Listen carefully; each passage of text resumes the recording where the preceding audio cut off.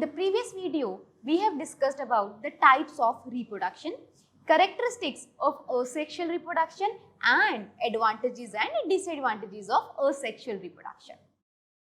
In this session, we are going to discuss about types of asexual reproduction. Yes, different organisms reproduce by different methods of asexual reproduction.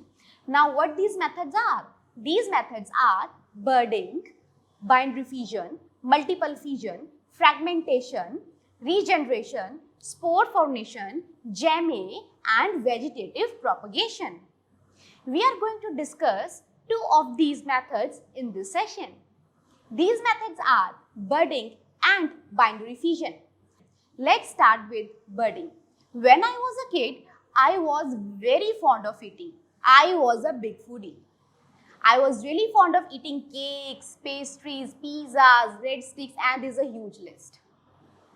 While eating, I always wondered what makes these cakes and pizzas so fluffy. Do you know, being a curious kid, I went to a baker and asked him what he added in the dough to make these things so fluffy and spongy. And then he showed me a bottle. Do you know what that bottle was? That bottle was of yeast. And I really got shocked that how a small organism can do all these things. Then I went home and researched over it. Today, I will tell you what I researched and what I got it. So, yeast is a unicellular eukaryotic organism which reproduces by the process of budding. Yes, this is the budding, the same method of asexual reproduction in which we have discussed in the previous session. Now, let's start with the yeast. So, yeast, when it mature, it starts forming a bud over it. With gradual time, this bud grows and get mature. And when it finally get mature, it get detached from the parent yeast and falls on the surface and develops into a new yeast. So this is how cycle begins. But this is not always the case. Always the bud does not get detached from the parent body. Sometimes it forms a chains of buds. So this is how reproduction in yeast takes place by the process of budding. So this bud was present outside the body of a yeast. So that's why this method of budding is known as external budding. But there are some organisms who develop bud inside their body.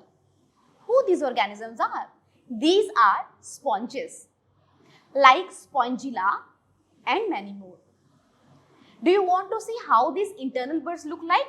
But before that, you should know these internal buds, they are known as gemmule. Now, we are going to discuss the structure of gemmule. Let's start. So, this is a structure of gemmule. Here, you can see there is a presence of an outer membrane.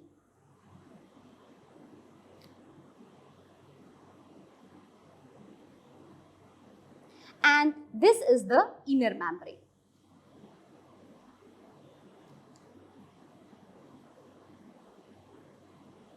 And these are the spicules, which provide the framework to the gemmules. And these small cells are known as archaeocytes.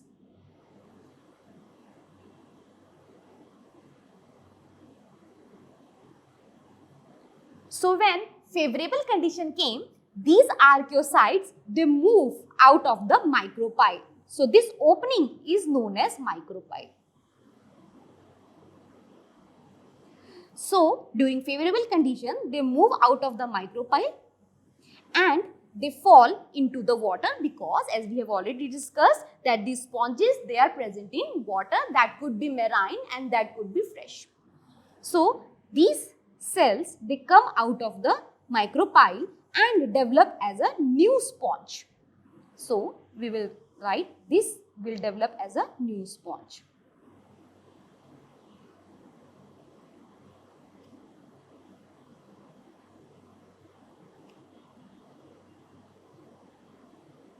So this is how sponges get reproduced by the process of gemmule formation. But not all sponges reproduce by the internal budding. Exception is cycon. Cycon reproduce by the process of external budding. So here we came at the end of the budding method. So we have discussed there are two types of budding, external budding and internal budding. Now let's move on to the another method of asexual reproduction, that is binary fission.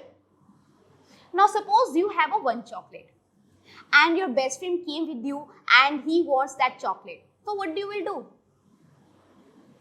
You will break that chocolate in equal 2 parts and share.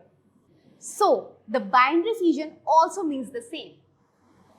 The fission means splitting and binary means 2. This means splitting of an organism into 2 equal parts.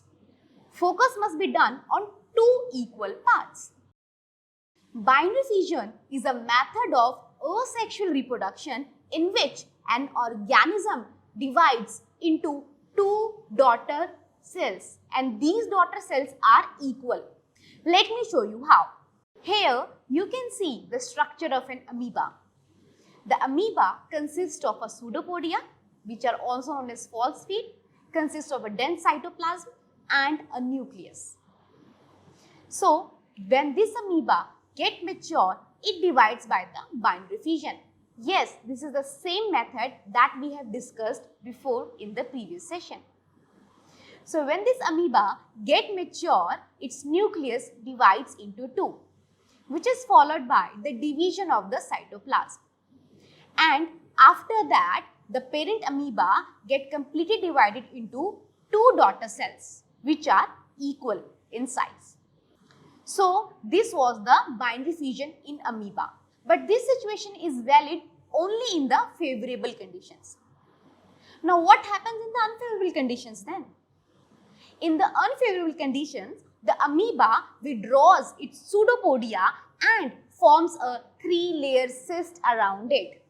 And this process of formation of cyst around it is known as encystation. And when favorable condition comes, the nucleus divides by the multiple fission into multiple nucleus.